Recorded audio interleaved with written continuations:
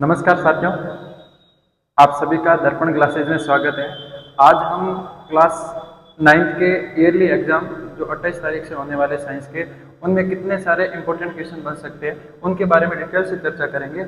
आज इस वीडियो में मैं आपको कोशिका वाला चैप्टर और उत्तक वाला चैप्टर में से जितने जितने आपके इंपॉर्टेंट क्वेश्चन बन रहे हैं उन सारों का मैं एक बार आपको रिवीजन करवाऊंगा, तो आप सभी ध्यान से पढ़ेंगे और समझेंगे। सबसे पहला जो आपका टॉपिक मैं कवर करने जा रहा हूँ वो कोशिका वाला है।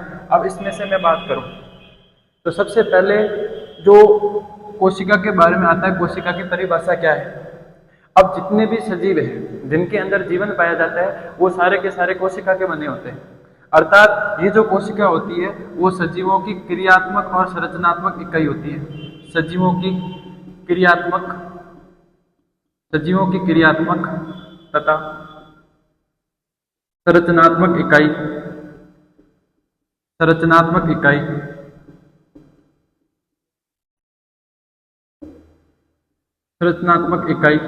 कोशिका कहलाती है। तो सबसे पहले मैं बात करूं तो सजीवों की जो क्रियात्मक और संरचनात्मक इकाई होती है वो कोशिका कहलाती है। अब इस कोशिका के बारे में और डिटेल से मैं बात करूं तो कोशिका के बारे में एक और पॉइंट आप ध्यान रखेंगे कि सभी सजीव जो होते हैं, सभी सजीव कोशिका से मिलकर बने हैं, कोशिका से मिलकर बने होते हैं। अर्थात कोशिका जो होती है वो सजीव की एक सबसे छोटी इकाई होती है, सबसे छोटी इकाई। अब इस कोशिका को समझने के लिए मैं आपको एक एग्जांपल देता हूं।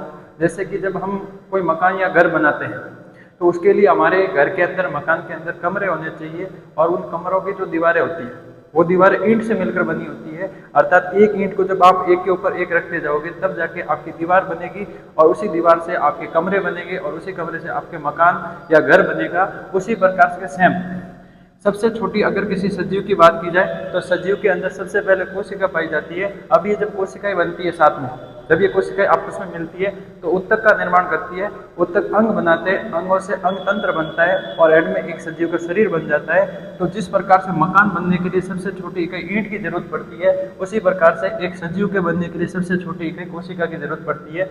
ये कोशिका के बारे में बेसिक सा आपको डिटेल पता चल गई। अब मैं बात करूँ इस कोशिका की खोज की, तो कोशिका की खोज करने वाले जो वैज्ञानिक थे, कोशिका की खोज करने वाले जो सर्वप्रथम जो वैज्ञानिक थे उनका नाम था रॉबर्ट हुक। वैज्ञानिक का नाम था रॉबर्ट हुक और इस रॉबर्ट हुक ने 1665 ईस्वी के अंदर सर्वप्रथम कोशिका की खोज की। कोशिका की खोज की मैं बात करूं तो कोशिका की खोज करने वाले जो वैज्ञानिक थे वो रॉबर्ट हुक थे। उन्होंने 1665 ईस्वी में सबसे पहले कोशिका की खोज की थी। अब इनके द्वारा जो कोशिका खोजी गई थी वो एक मर्द प्रकार की कोशिका था। अर्थात इन्होंने तने की छाल में सर्वप्रथम कोशिका का पता लगाया था और इसलिए इनको कोशिका का सर्वप्रथम जनक माना जाता है कि कोशिका की खोज करने वाले जो वैज्ञानिक थे वो रॉबर्ट हुक थे। उन्होंने 1665 ईस्वी में कोशिका की खोज की थी और इन्होंने जो कोशिका की खोज की थी वो की थी तने की छाल में। इसके बाद में इस कोशिका की खोज के बारे में आगे सिद्धांत बढ़ते गए। इसके बाद में दूसरे जो वैज्ञानिक आते हैं, दूसरे वैज्ञानिक की मैं बात करूं तो दूसरे जो वैज्ञानिक आते हैं वो आते हैं Antony von Leeuwenhoek. Antony von Leeuwenhoek. अब एंटोनी वॉन लीवेनहॉक ने इसी कोशिका की खोज में आगे ये बताया और इन्होंने सर्वप्रथम जीवित प्रकार की कोशिका की खोज कर दी। जीवित कोशिका की अगर मैं बात करूं तो जीवित कोशिका की जो खोज करने वाले जो वैज्ञानिक थे वो थे एंटोनी वॉन लीवेनहॉक। सर्वप्रथम कोशिका की खोज करने वाले वैज्ञानिक रॉबर्ट हुक थे। उन्होंने 1665 ईस्वी में तने की छाल में कोशिका की खोज की थी। उसके बाद में अगले जो वैज्ञानिक आते हैं वो आते हैं एंटोनी वॉन लीवेनहॉक और एंटोनी वॉन लीवेनहॉक ने सर्वप्रथम जीवित कोशिका की खोज की। अब मैं बात करूं इस जीवित कोशिका की तो इस जीवित कोशिका को सर्वप्रथम इन्होंने देखा था नीले हरे शैवाल में। जो पानी के ऊपर जो काई पाई जाती है हरे रंग की वो नीले हरे शैवाल होते हैं और नीले हरे शैवाल के अंदर सर्वप्रथम जीवित कोशिका की जो खोज करने वाले वैज्ञानिक थे वो एंटोनी वॉन लीवेनहॉक थे। अब इसके बाद में कोशिका का सिद्धांत या कोशिका के बारे में और आगे बढ़ता गया। अब उसके बाद एक और वैज्ञानिक आते हैं जिनका नाम था रॉबर्ट ब्राउन।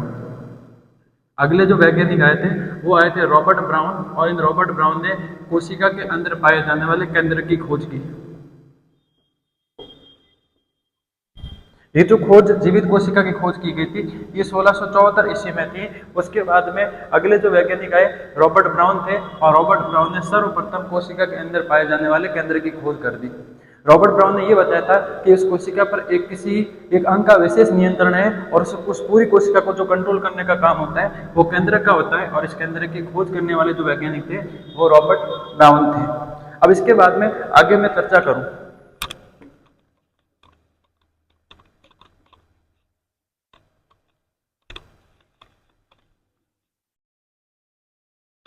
तो मैंने अभी आपको बताया कि सबसे पहले जो कोशिका खोजी गई थी वो खोजी गई थी रॉबर्ट हुक के द्वारा, रॉबर्ट हुक के द्वारा। और ये कोशिका की जो खोज हुई थी वो 1665 ईस्वी में खोज हुई थी रॉबर्ट हुक के द्वारा। सबसे पहले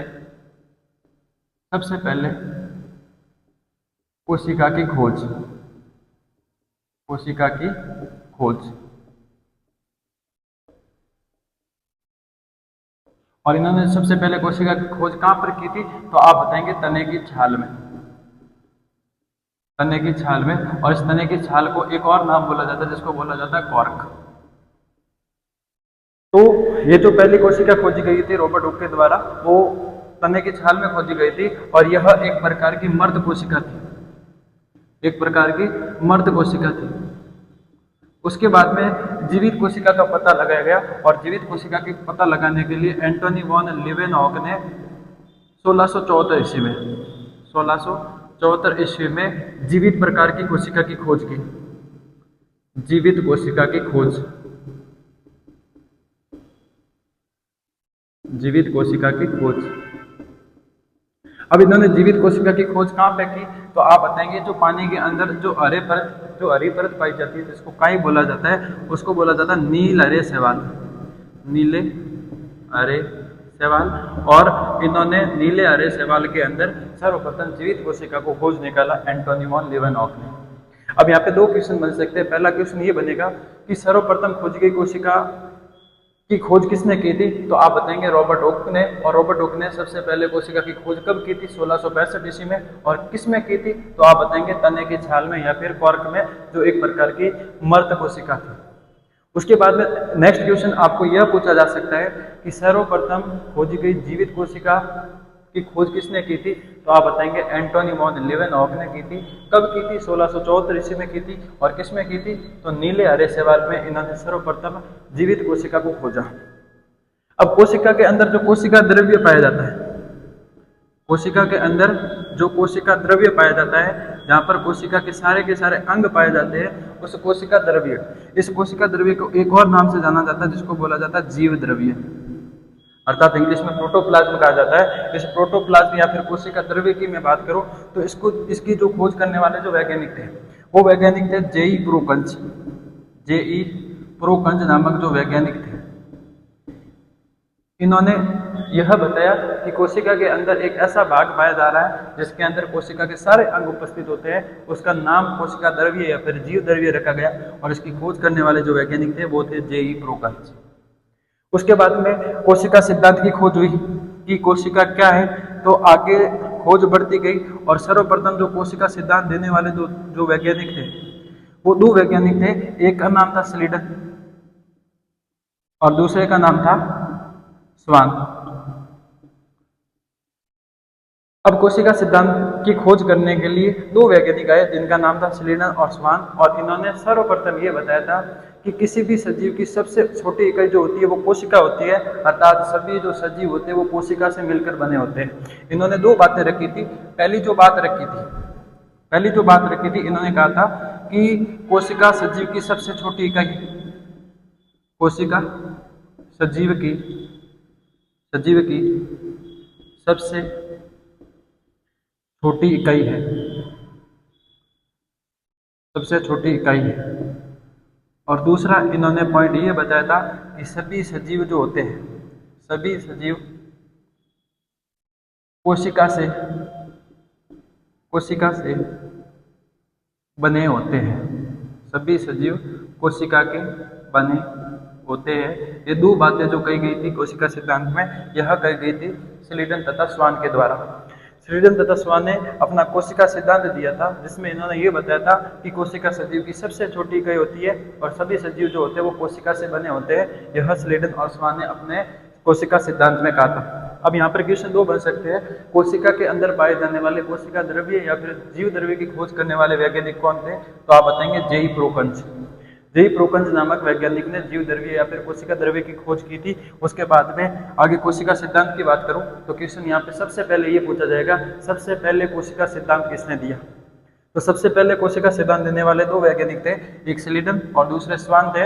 इन्होंने अपने कोशिका सिद्धांत में बताया था कि सभी जो सजीव होते हैं वह कोशिका से मिलकर बने होते हैं और कोशिका सजीव की सबसे छोटी इकाई होती है। अब इन्होंने दो बात तो ये बता दी थी, लेकिन यह सिद्ध नहीं कर पाए कि नई कोशिकाएं कैसे बनती है, तो इस कोशिका सिद्धांत को आगे बढ़ाया गया। इसके बाद में आगे जो वैज्ञानिक आते हैं उन वैज्ञानिक का नाम था जेई प्रोकंज, और जेई प्रोकंज ने बताया था कि जितनी भी पुरानी कोशिकाएं है वो जब मर्द होती है तो उन्हीं से नई कोशिकाओं का निर्माण होता है। तो अगले जो वैज्ञानिक थे, अगले वैज्ञानिक की मैं बात करूं तो अगले जो वैज्ञानिक आए थे वो आए थे विर्चो।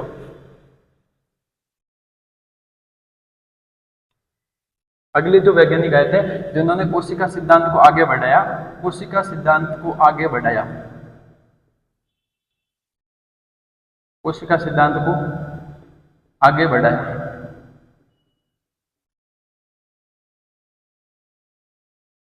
कोशिका सिद्धांत को आगे बढ़ाया और कोशिका सिद्धांत को आगे बढ़ाने वाले जो वैज्ञानिक थे वो थे विर्चो। वैज्ञानिक का नाम था विर्चो, और विर्चो ने यह बताया था कि सभी नई कोशिकाओं का निर्माण, सभी नई कोशिकाओं का निर्माण पुरानी कोशिकाओं से होता है, पुरानी कोशिकाओं से होता है। विर्चो नामक वैज्ञानिक ने कोशिका सिद्धांत को आगे बढ़ाते हुए ये कहा था कि जितनी भी नई कोशिकाएं जो सजीव के अंदर बन रही है उन सभी का जो निर्माण होता है वो होता है उनकी पुरानी कोशिकाओं से, अर्थात पुरानी कोशिका ही मृत होती है और उनसे नई प्रकार की कोशिकाएं बनती है। ये जो सिद्धांत बताया था ये विर्चो नामक वैज्ञानिक ने बताया था। तो यहाँ पर दो पॉइंट बनेंगे। सबसे पहले कोशिका सिद्धांत की खोज किसने की थी? तो आप बताइए स्लीडन तथा स्वान ने। जबकि ये बात की जाए कि सभी नई कोशिकाओं का निर्माण पुरानी कोशिकाओं से होता है, यह कोशिका सिद्धांत किसने दिया था? तो आप बताएंगे विर्चो नामक वैज्ञानिक ने। आई होप आप सबके क्लियर हो गए होंगे पॉइंट कि सबसे पहले खोजी गई कोशिका की खोज किसने की थी? रॉबर्ट हुक के द्वारा 1665 में, जो कि एक प्रकार की मर्द कोशिका की थी और उसको तने की छाल में खोजा गया। फिर उसके बाद में जीवित प्रकार की कोशिका की बात आती है, तो जीवित प्रकार की कोशिका की जो खोज करने वाले जो वैज्ञानिक थे वो एंटोनी वॉन लीवेनहॉक थे। उन्होंने 1674 ईस्वी में जितने भी नीले हरे शैवाल है उनके अंदर जीवित कोशिका का पता लगाया था। उसके बाद में कोशिका द्रव्य या फिर जीव द्रव्य की बात की जाए तो उसकी खोज करने वाले वैज्ञानिक जेई प्रोकंज थे। उसके बाद में कोशिका में पाए जाने वाले केंद्र की खोज की मैं बात करूं तो केंद्र की खोज करने वाले वैज्ञानिक रॉबर्ट ब्राउन थे। उसके बाद में आता हमारा कोशिका सिद्धांत। सबसे पहले कोशिका सिद्धांत देने वाले वैज्ञानिक स्लीडन और स्वान थे। इन्होंने अपने कोशिका सिद्धांत में दो पॉइंट रखे थे, कोशिका सजीव की सबसे छोटी इकाई होती है और सभी सजीव जो होते हैं वो कोशिका के बने होते हैं। यह जो बात बताई थी वो स्लीडन और स्वान ने बताई थी, लेकिन इन्होंने यह सिद्ध नहीं कर पाए कि जितनी भी हमारे शरीर के अंदर नई कोशिकाएं बन रही हैं उनका निर्माण कैसे होता है। तो इसके लिए अगले जो वैज्ञानिक थे जिन्होंने कोशिका सिद्धांत को आगे बढ़ाया था उनका नाम विर्चो था, और विर्चो ने यह बताया था कि सभी नई कोशिकाएं जो होती है उनका जो निर्माण होता है वो पुरानी कोशिकाओं से होता है। ये वाली जो बात बताई थी वो विर्चो ने बताई थी। अब इसके बाद में आगे अपन डिस्कस करेंगे कोशिका के भाग के बारे में।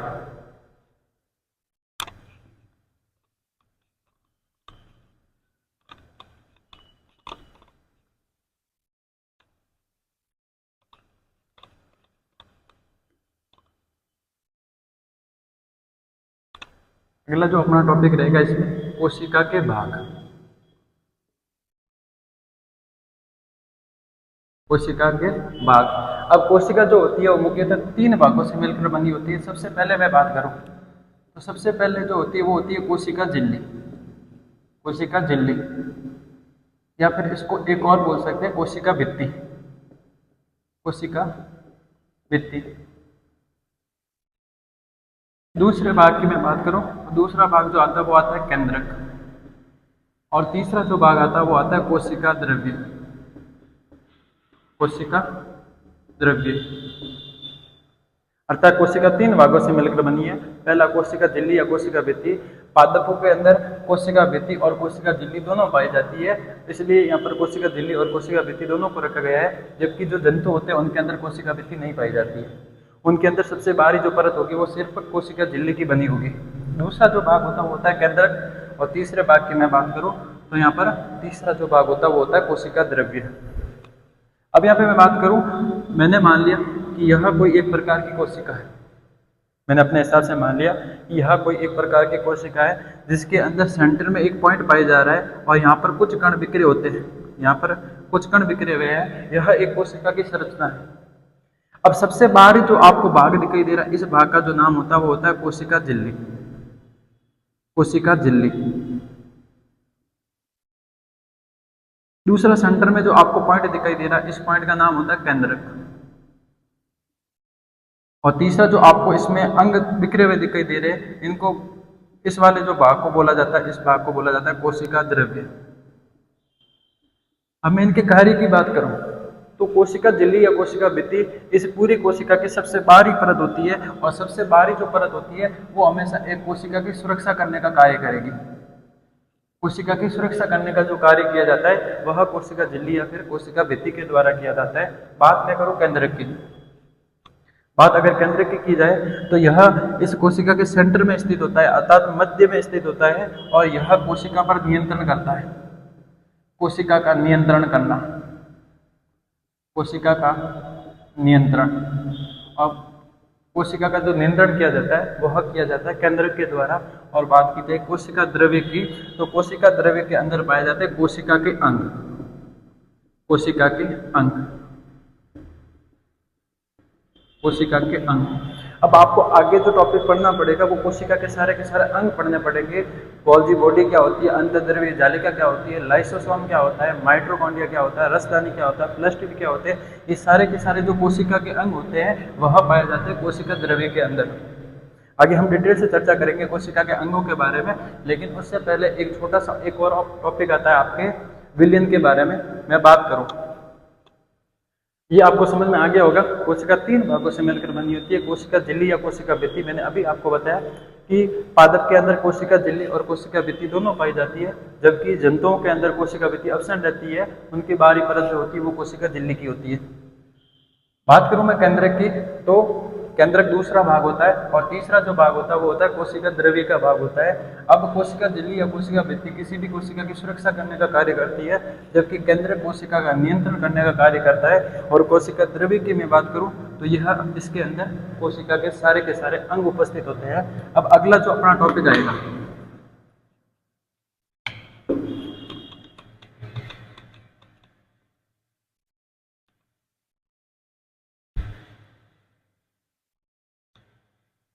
अब देखो यहाँ पर अगला जो आपके टॉपिक दे रखा है वो दे रखा है विलयन।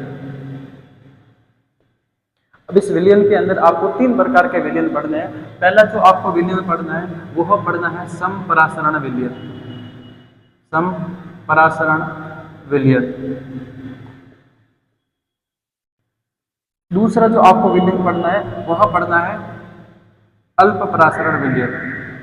अल्प परासरण। इस अल्प परासरण विलयन को आप ऊपर लिख लो।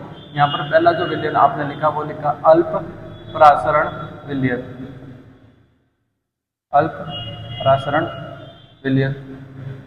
दूसरा जो होता है वो संपरासरण विलयन। और तीसरे विलयन की मैं बात करूं तो तीसरा जो विलयन होता है वो होता है अति परासरण विलयन। अब इसको समझने से पहले आप एक एग्जाम्पल ध्यान रखोगे। मैं एग्जाम्पल आपको बता देता हूँ। आप जब किसी भी किशमिश को लेते हो और उस किशमिश को जब पानी के अंदर डालते हो तो कुछ देर के बाद में वो किशमिश फूल जाती है। किशमिश फूल जाने का कारण ये था कि उस बर्तन में से पानी कोशिका के अंदर या फिर उस किशमिश के अंदर चला गया, और किशमिश के अंदर जैसे ही पानी चला जाता है वो कोशिका फूल जाती है। कुछ देर के बाद में एक ऐसा समय आता है जब आप उस किशमिश को उस पानी के अंदर डुबे रखते हो, तो कुछ देर के बाद में ऐसा समय आता है जब वो किशमिश फूलना बंद कर देती है, अर्थात उसमें जितना कैपेसिटी पानी का जाना था वो कैपेसिटी पूरी हो चुकी होती है और वो कोशिका अपना आकार या फिर किशमिश अपना समान आकार ले लेती है। फिर उसी किशमिश को आप थोड़ी देर के बाद में जैसे ही पानी से बाहर निकालोगे, तेज धूप में या नमक के विलयन के ऊपर रखोगे, तो कुछ देर के बाद में उस किशमिश में से पूरा का पूरा पानी बाहर आ जाएगा और किशमिश पहले के आकार जितनी सिकुड़ जाएगी। तो यहाँ पर विलयन भी उसी प्रकार से, जब विलयन के अंदर किसी कोशिका को रखा जाता है और उस कोशिका के अंदर पानी चला जाता है तो वहां पर हो गया अल्प परासरण विलयन। अर्थात जब कोशिका को पानी के अंदर रखा जाता है तो उस बर्तन में से पानी कोशिका के अंदर चला जाता है, जिसको बोला जाता है अल्प परासरण विलयन। यहाँ पर परासरण की विधि होती है, परासरण विधि वह विधि होती है जिसमें अधिक सांद्रता से कम सांद्रता की ओर गति करना, किसी भी द्रव का अधिक सांद्रता से कम सांद्रता की ओर गति करना परासरण विधि कहलाती है। और परासरण विधि के द्वारा पानी अधिक मात्रा में बर्तन में था, जबकि कोशिका के अंदर पानी की मात्रा नहीं थी, तो उस अधिक बर्तन वाले पानी में से पानी उस कोशिका के अंदर चला जाता है, वहां पर अल्प परासरण विलयन होगा। अब कुछ देर के बाद में जिस बर्तन के अंदर आपने कोशिका को रखा है उसके अंदर और पानी की मात्रा जो उसके बाहर बर्तन में उपस्थित है वो दोनों एक जैसी हो जाएगी, और एक जैसी होने के कारण उस कोशिका में से ना तो पानी बाहर आएगा और ना ही बर्तन का पानी उस कोशिका के अंदर प्रवेश कर पाएगा। अर्थात उस विलयन की और उस कोशिका की सांद्रता बराबर हो जाती है, वहां पर समपरासरण विलयन होगा।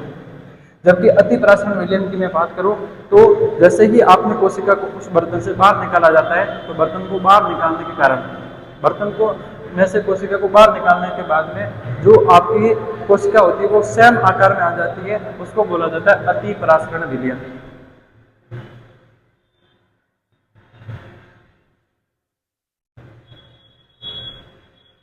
अब हम विलयन के प्रकारों को पढ़ चुके हैं, अल्प परासरण, सम परासरण और अति परासरण। तो यहाँ से क्वेश्चन तीनों में से कुछ भी पूछा जा सकता है आपको। अल्प परासरण विलयन किसे कहते हैं, सम परासरण विलयन किसे कहते हैं और अति परासरण विलयन किसे कहते हैं। मैंने अभी आपको बहुत अच्छे से इन तीनों के बारे में समझा दिया है। अब इसके बाद में कोशिका के अंदर अगले में टॉपिक की बात करूं तो आपको कोशिका के भाग पढ़ने हैं। कोशिका के भाग आपने पढ़ लिए थे, उसके बाद में आपको पढ़ने हैं कि कोशिका के अंदर कौन कौन से अंग पाए जाते हैं।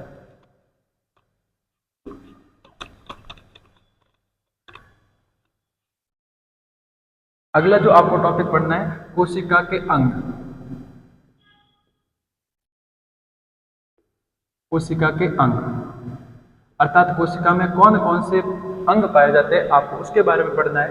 मैं आपको पहले नाम बता देता हूँ। सबसे पहला जो आपको पढ़ना है कोशिका के अंदर अंग, वह पढ़ना है अंतःद्रवीय जालिका। अंतःद्रवीय जालिका। दूसरे अंग या भाग की मैं बात करूं तो दूसरा जो आपको पढ़ना है वो पढ़ना है आपको राइबोसोम। दूसरा जो आपको पढ़ना है वो पढ़ना है गोल्जी उपकरण। गोल्जी उपकरण। तीसरा जो आपको अंग पढ़ना है वह पढ़ना है आपको लाइसोसोम। लाइसोसोम। अगले अंग की मैं बात करूं तो अगला जो अंग आपको पढ़ना है वह पढ़ना है माइटोकॉन्ड्रिया। माइटोकॉन्ड्रिया। उसके बाद में अगला जो अंग आपको पढ़ना है वह पढ़ना है आपको प्लास्टिड के बारे में। प्लास्टिड। अगला जो अंग पढ़ना है आपको वह पढ़ना है प्लास्टिड के बारे में। और उसके बाद में अगले अंग की मैं बात करूं तो यहाँ पे आएगा आपके खाद्यदानी। खाद्यदानी जिसका एक और नाम होता है, उस नाम को बोला जाता है रसदानी। रसदानी। और अंत में आपको पढ़ना है कोशिका विभाजन के बारे में। कोशिका विभाजन के बारे में। और इसी प्रकार से जैसे ही आप ये 7 टॉपिक पढ़ेंगे इसके बाद में आपका चैप्टर पहला समाप्त हो जाएगा जो कोशिका अपन ने दिया था। अब मैं बात करूं एक एक इनकी डिटेल से। तो सबसे पहले आप ध्यान रखोगे कोशिका के अंदर सबसे पहला जो भाग पाया जाता है वो पाया जाता है अंतःद्रवीय जालिका। दूसरा गोल्जी उपकरण पाया जाता है। तीसरा लाइसोसोम पाया जाता है। चौथा माइटोकॉन्ड्रिया। पांचवा प्लास्टिड। छठा रसदानी पाया जाता है। और एंड में आपका आ जाएगा कोशिका विभाजन के बारे में।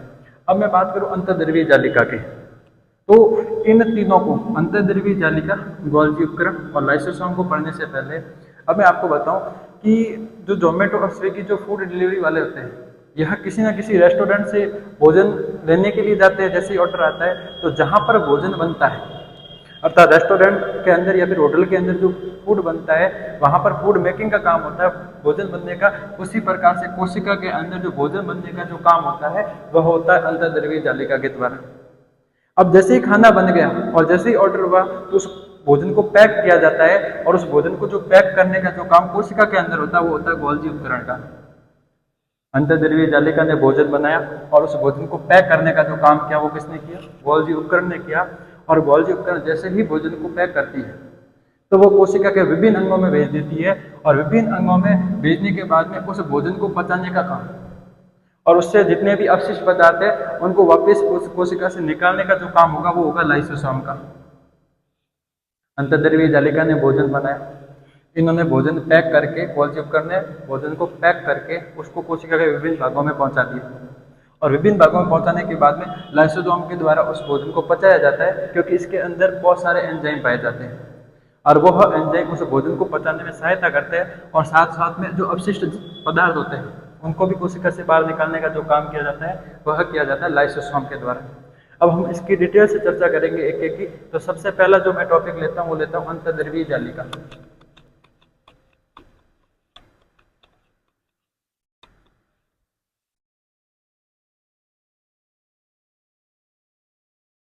पहला जो आएगा वो आएगा अंतर्द्रव्यीय जालिका।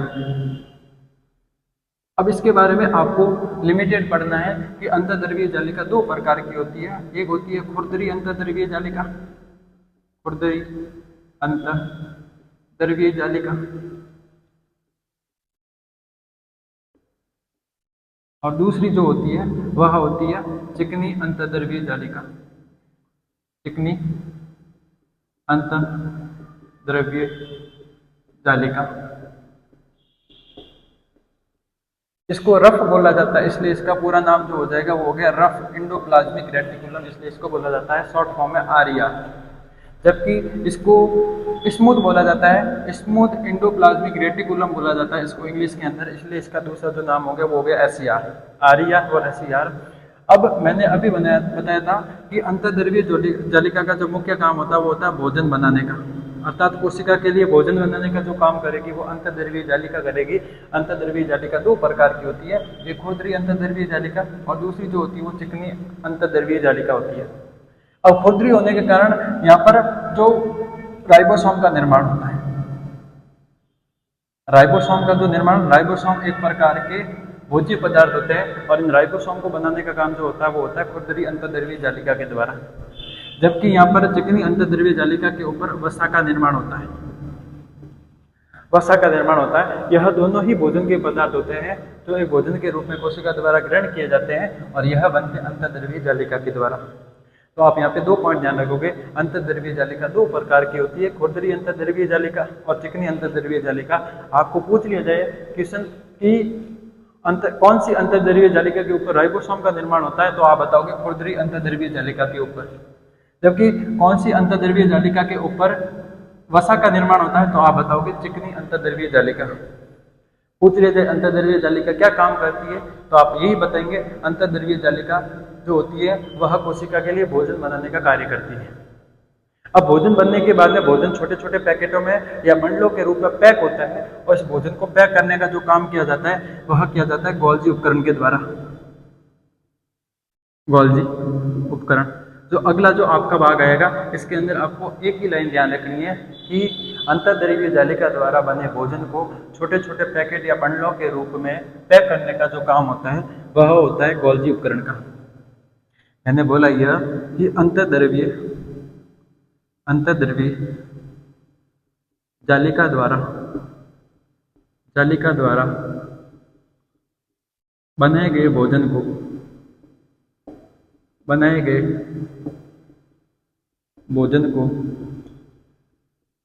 भोजन को छोटे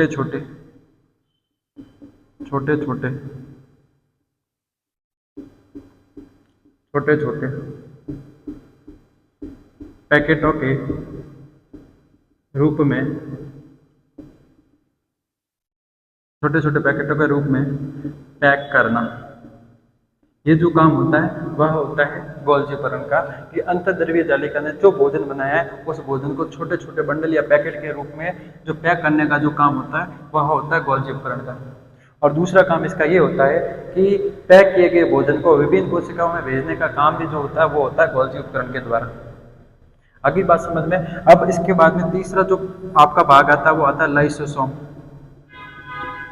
लाइसोसोम, और इस लाइसोसोम की मैं बात करूं तो कोशिका में उपस्थित कोशिका में उपस्थित कोशिका में उपस्थित भोजन को पचाना, भोजन को पचाना, ये जो काम होता है वह होता है लाइसोसोम का। अंतर्द्रव्यीय जालिका ने भोजन बनाया, उस भोजन को छोटे छोटे पैकेट के रूप में जो पैक किया गया वो गोल्जी उपकरण के द्वारा किया गया, और लाइसोसोम के द्वारा उस कोशिका में उपस्थित भोजन को पचाने का काम किया जाता है।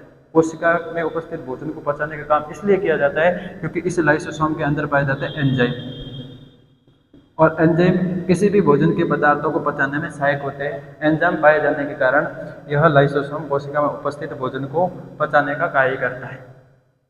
अब यह तीनों मेरे हिसाब से आपको अच्छे से समझ में आ गए होंगे। इसके बाद में अगला जो अंग आता है वो आता है माइटोकॉन्ड्रिया। अगला जो भाग पढ़ेंगे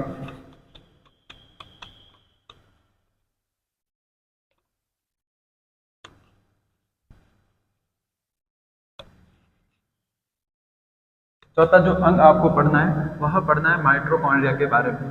माइटोकॉन्ड्रिया,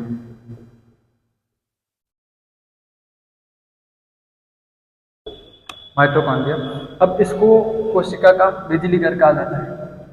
कोशिका का बिजली घर,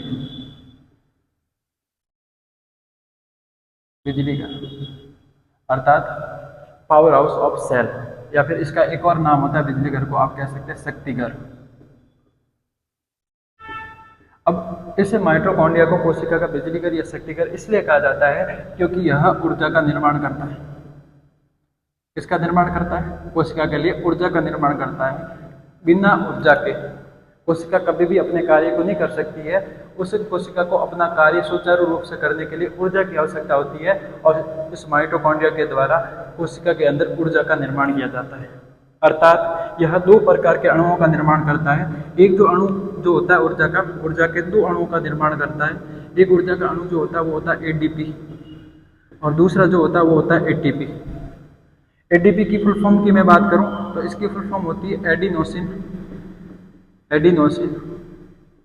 डाइफॉस्फेट, एडिनोसिन डाइफॉस्फेट। जबकि एटीपी की जो फुल फॉर्म होती है वो होती है एडिनोसिन ट्राइफॉस्फेट। ये फॉस्फेट जो होते हैं वो होते हैं ऊर्जा के अणु। अर्थात जो माइटोकॉन्ड्रिया होता है वह एडीपी मतलब जहां पर ऊर्जा के दो अणु होते हैं, डाई का मतलब होता है दो और ट्राई का मतलब होता है तीन, जहां पर माइटोकॉन्ड्रिया ऊर्जा के दो अणुओं को तीन अणुओं में बदलने का कार्य करता है। इसीलिए इस माइटोकॉन्ड्रिया को कोशिका का बिजली घर कहा जाता है। माइटोकॉन्ड्रिया कोशिका के अंदर उपस्थित एडीपी के अणु को एटीपी में बदलने का कार्य करता है, अर्थात ऊर्जा के दो अणुओं को तीन अणुओं में बदलने का कार्य करता है। इसलिए माइटोकॉन्ड्रिया को कोशिका का बिजली घर कहा जाता है। यहाँ पर एडीपी और एटीपी की फुल फॉर्म इंपॉर्टेंट है, तो आप दोनों की फुल फॉर्म ध्यान रखोगे। एडीपी की फुल फॉर्म होती है एडिनोसिन डाइफॉस्फेट, जबकि एटीपी की फुल फॉर्म होती है एडिनोसिन ट्राइफॉस्फेट। एडीपी की फुल फॉर्म एडिनोसिन डाइफॉस्फेट और एटीपी की फुल फॉर्म होती है एडिनोसिन ट्राइफॉस्फेट। तो आपको माइटोकॉन्ड्रिया के बारे में अच्छे से समझ में आ गया होगा। अगली जो मैं पॉइंट की बात करूं, अगला जो अंग आता है वो आता है प्लास्टिड।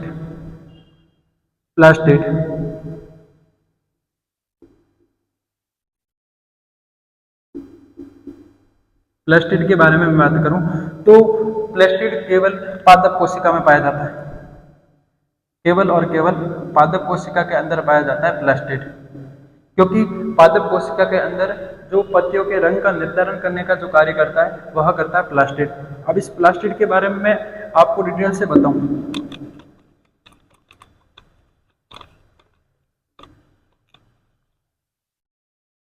तो पादप के अंदर पाया जाने वाला जो प्लास्टिड होता है वह दो प्रकार का होता है।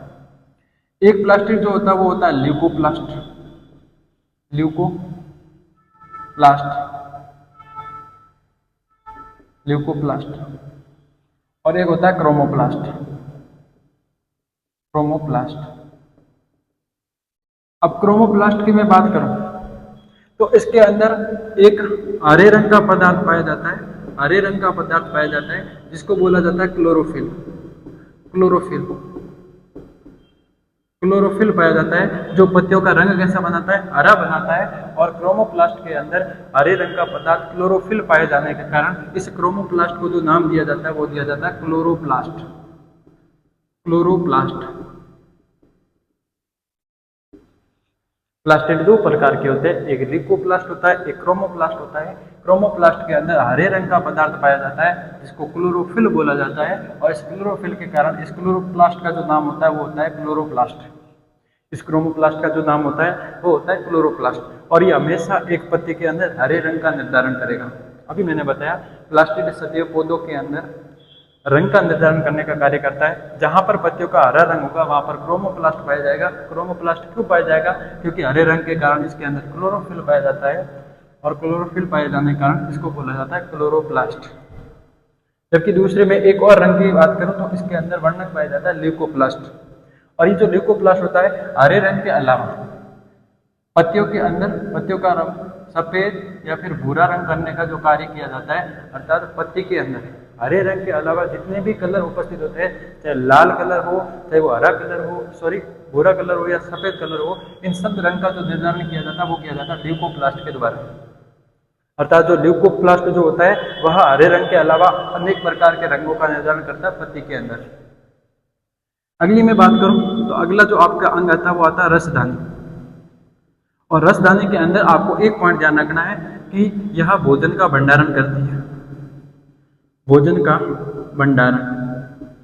और भोजन के भंडारण का मतलब ये होता है कि भोजन को एकत्रित करने का कार्य करती है, भोजन को एकत्रित करने का जो कार्य करती है वह करती है रसदानी।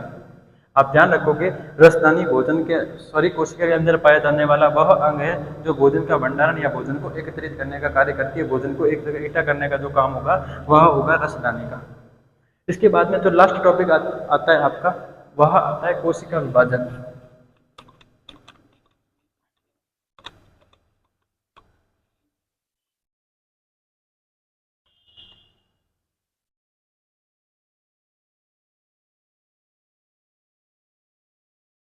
कोशिका विभाजन।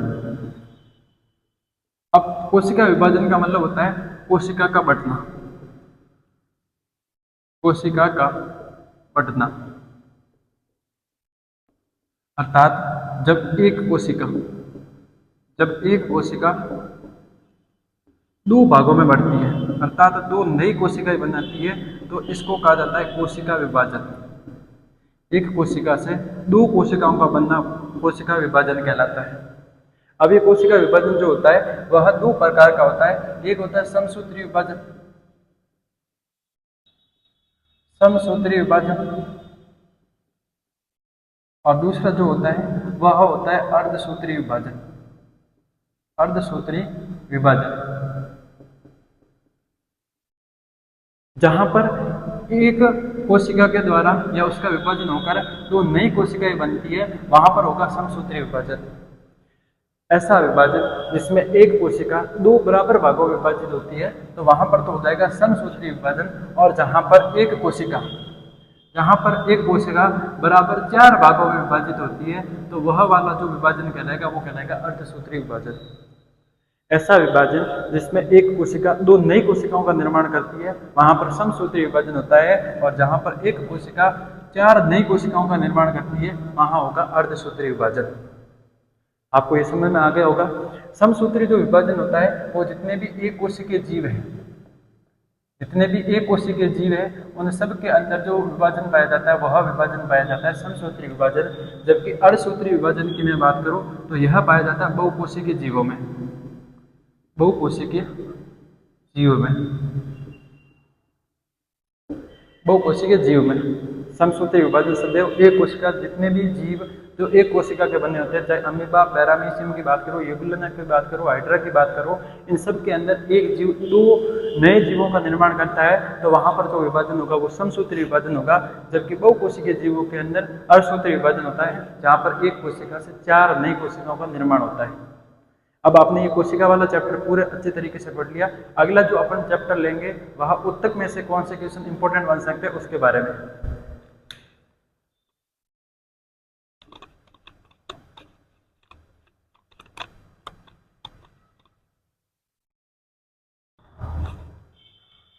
अब अगला जो अपना टॉपिक रहेगा वह रहेगा उत्तक में से अन्य महत्वपूर्ण प्रश्न।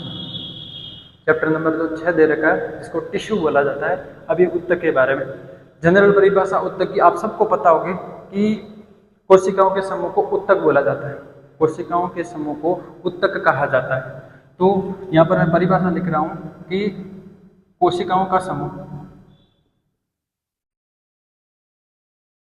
कोशिकाओं का समूह उत्तक कहलाता है। समूह उत्तक कहलाता है। अर्थात जब कोशिकाएं आपस में मिलती है, जब कोशिकाएं आपस में मिलती है तो वह निर्माण करती है उत्तक का। किसका निर्माण करेगी? उत्तक का निर्माण करेगी। अब जब उत्तक आपस में मिलते हैं, उत्तक जब आपस में मिलते हैं तो यह बनाते अंग, हमारे शरीर के अंदर या सजीव के अंदर अंगों का निर्माण करते हैं।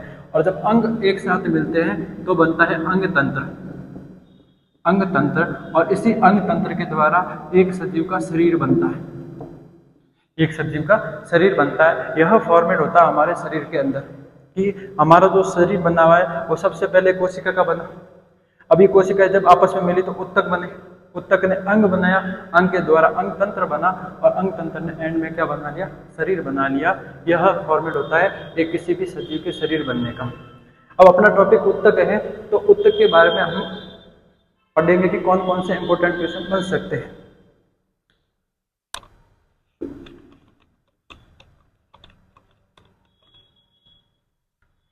अब मैं बात करूं उत्तक की, तो उत्तक को 2 भागों में बांटा गया है। उत्तक को 2 भागों में बांटा गया है। पहला जो उत्तक आएगा वो आएगा पादप उत्तक, अर्थात पादप में पाए जाने वाले उत्तक को पादप उत्तक कहा जाता है। और जंतुओं में पाए जाने वाले उत्तक को बोला जाता है जंतु उत्तक। उत्तक को 2 भागों में बांटा गया है। पादप या पेड़ पौधों में पाए जाने वाले उत्तक को पादप उत्तक बोला जाता है, जबकि जंतुओं के अंदर पाए जाने वाले उत्तक को जंतु उत्तक कहा जाता है। अब सबसे पहले मैं पादप उत्तक की बात करूं तो इस पादप उत्तक को 2 भागों में बांटा गया है। पहला पादप जब तक वृद्धि करता है, जब तक पौधा वृद्धि करता रहता है तब तक उसके अंदर पाया जाएगा विभाज्य उत्तक।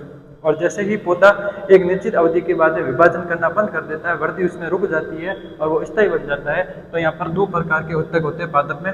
एक तो होता है विभाज्य उत्तक, विभाज्य उत्तक, और दूसरा जो होता है वह होता है स्थायी उत्तक, स्थायी उत्तक। अब विभाज्य उत्तक और स्थायी उत्तक नाम क्यों रखे गए हैं? क्योंकि शुरुआत में जब पौधा छोटा होता है तो उसमें विभाजन और वृद्धि करने की क्षमता होती है, और पौधे के अंदर जब तक वृद्धि और विभाजन होता है तब तक उसके अंदर पाया जाता है विभाज्य उत्तक। और एक निश्चित समय के बाद में जब पौधा अपनी वृद्धि करना बंद कर देता है तो वह उत्तक स्थायी उत्तक बन जाता है और वहां पर निर्माण हो जाता है स्थायी उत्तक का। अब पौधे के अंदर विभाजन या वृद्धि कहाँ पर होती है, तो इसके आधार पर विभाज्य उत्तक को 3 भागों में बांटा गया है। विभाज्य उत्तक को 3 भागों में बांटा गया है। सबसे पहला जो आता है वो आता है शीर्षस्थ, शीर्षस्थ। दूसरा जो आता है वो आता है अंतर्विष्ट, अंतर्विष्ट। और तीसरा मैं बात करूं तो आता है पार्श्व। अर्थात विभाज्य उत्तक 3 प्रकार का होता है। पौधे के अंदर मुख्यतः 3 भागों के अंदर वृद्धि होती है, इसलिए विभाज्य उत्तक को 3 भागों में बांटा गया। पहला शीर्षस्थ हो गया, दूसरा अंतर्विष्ट हो गया और तीसरा पार्श्व हो गया। अब मैं शीर्षस्थ की बात करूं तो पौधे का जो सबसे ऊपरी भाग होता है और सबसे नीचे जो जड़ों वाला भाग होता है, अर्थात जो भी पत्ती की टहनी होती है उससे आगे वाला जो भाग होता है और जड़ों के नीचे वाला टॉप वाला जो भाग होता है वह अपनी वृद्धि करता है। पौधे का ऊपरी भाग ऊपर की तरफ गति करता है और नीचे वाला भाग नीचे की तरफ गति करता है, तो वहां पर पाया जाएगा शीर्षस्थ विभाज्य उत्तक। अर्थात पौधे के शीर्ष पर जो विभाजन होता है उसको बोला जाता है शीर्षस्थ विभाज्य उत्तक।